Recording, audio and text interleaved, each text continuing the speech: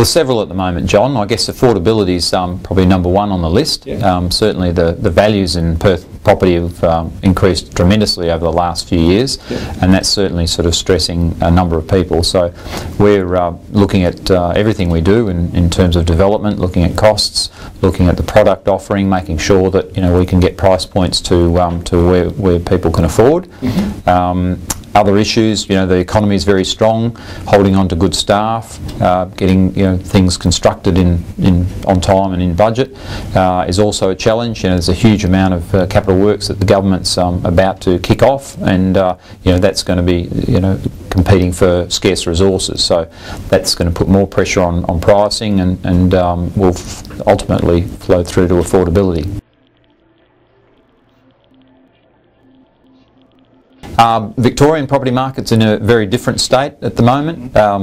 Values are not nearly as high. The median price there is probably 50 or 100,000 lower, depending on the product type.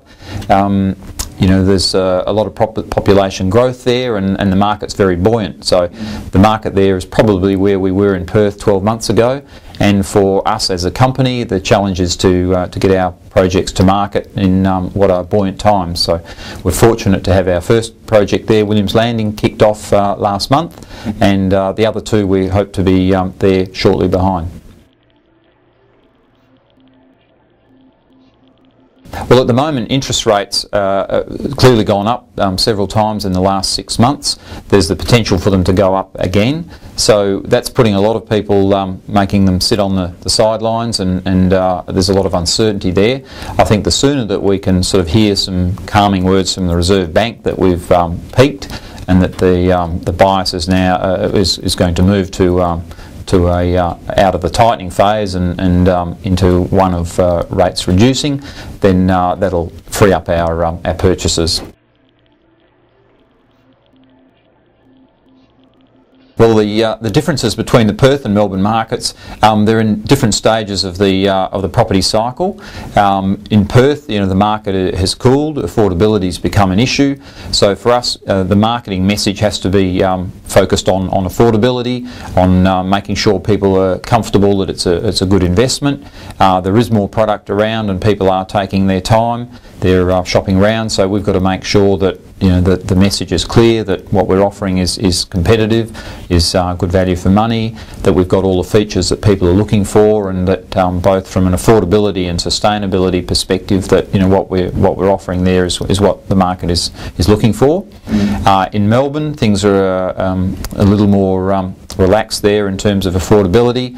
The market is quite buoyant, so we're having there to make sure that the marketing message is getting through in terms of new projects. So as a contrast to what we're doing in Perth with a number of projects that have been going for several years, in Melbourne it's about establishing a new identity, making sure that people understand the sorts of projects that we've undertaken, our track record as an award-winning developer, and making sure they're comfortable that what we will deliver will be of similar quality to what we've been able to deliver here in Perth.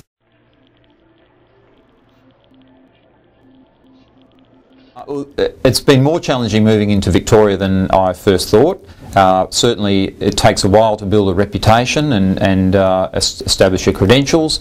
I think we've now done that with our first project, Williams Landing, which is launched.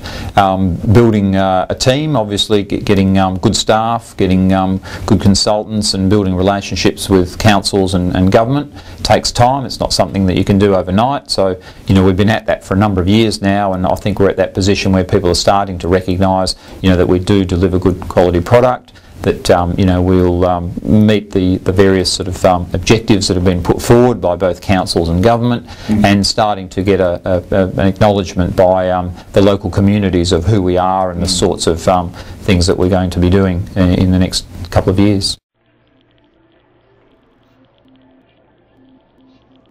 For us, the role of marketing in our operations is critical. It's very important that we hit our sales targets every year. As a public listed company, we do give earnings guidance, and we try very hard to make sure that we can meet that guidance. Our shareholders, our core message to them is that we'll attempt to deliver 10% per annum growth in earnings per share, and obviously you can't do that unless you're meeting your sales. As one of the smaller development companies, we very much a niche player. We try and differentiate ourselves by the projects that we take on board and some of the things that we do. So I think in the last few years we've certainly got a reputation for being a quality developer of waterfront product. We've successfully developed several apartment buildings on the beach at Rockingham, now at the beach at Mandurah.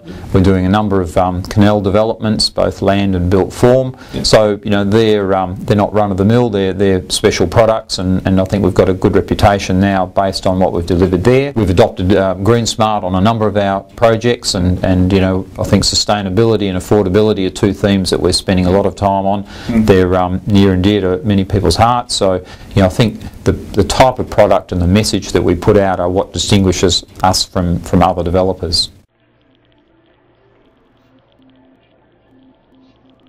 Well, the marketing challenges is for us for the next year in Perth. I mean, we've got a market that has certainly peaked, and now we'll be tracking sideways in terms of any price growth.